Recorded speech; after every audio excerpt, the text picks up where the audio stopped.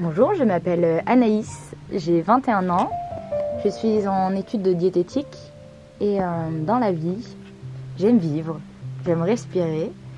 Ça paraît bête, mais j'aime me poser à un endroit, quel qu'il soit, et comprendre ce que je vis actuellement.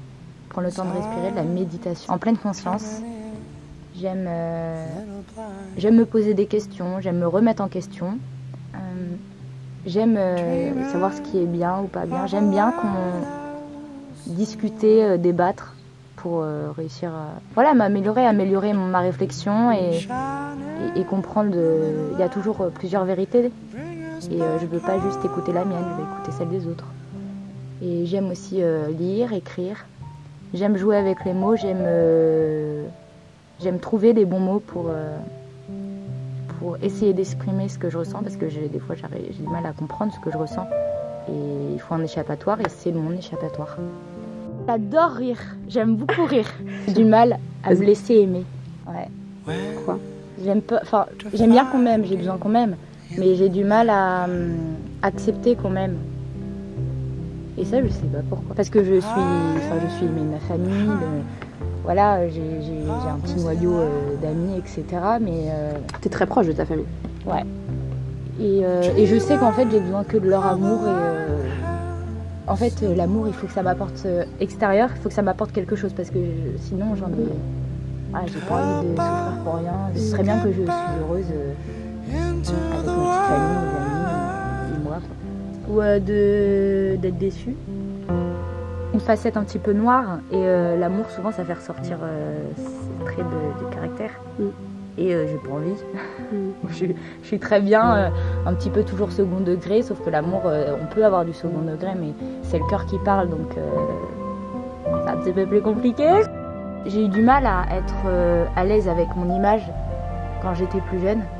J'étais toujours dans une certaine compétition avec moi-même et grâce à Amour aussi j'ai appris à vivre avec mon image, avec mon corps, avec ma tête, avec mes défauts et je sais à quel point c'est dur d'être devant un appareil, devant une caméra, à parler, prendre la parole ou regarder les photos, poser et en fait je les comprends tellement et C'est dur pour toi peut-être moins maintenant, mais c'est dur pour toi de te voir en photo? C'est pas dur, je fais la différence entre le moi sur les photos et moi dans la vie réelle. Parce que bien sûr, hein, moi quand je suis démaquillée, quand je suis chez moi, je me regarde devant le miroir, je me dis elle a pris un coup dans la gueule quoi. Mais parce que c'est moi et sur les photos c'est également moi mais d'une autre façon, donc j'ai un œil un petit peu plus extérieur. Il y a des photos que j'aime pas forcément, de ma tête, etc.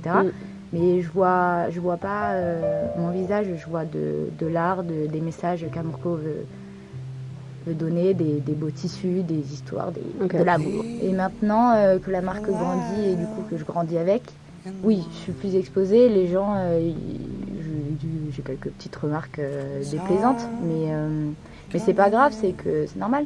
C'est comme ça, je m'expose, c'est pas pour eux que je le fais, c'est pour la marque et pour les gens que ça intéresse.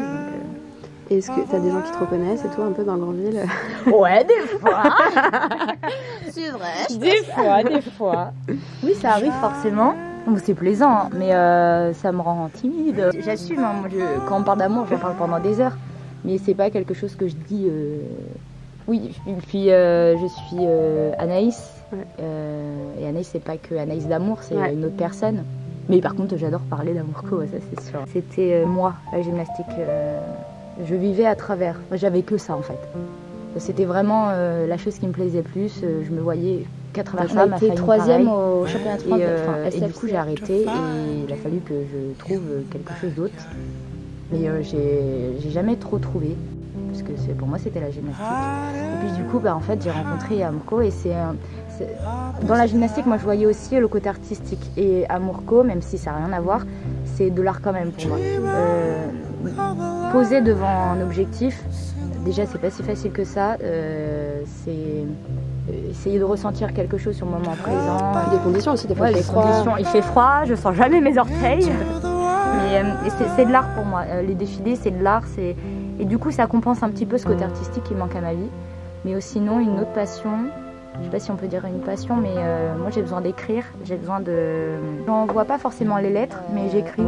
Bon, c'est une petite annonce, voilà, mais en fait, moi quand j'étais plus jeune, j'avais besoin d'aide, je sais pas, de quelqu'un sur qui,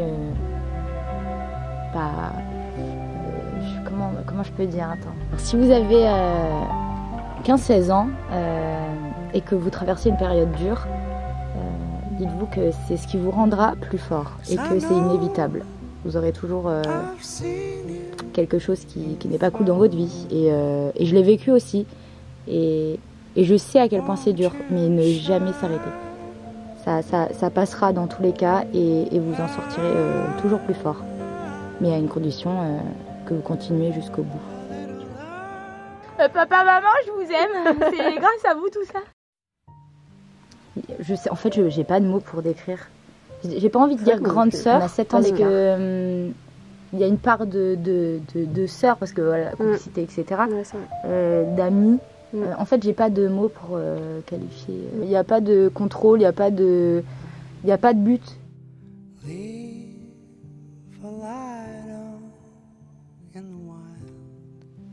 Anaïs et moi, on se ressemble beaucoup. On a été incapables, toutes les deux, face à face, de définir notre relation. Trop pudique, peut-être.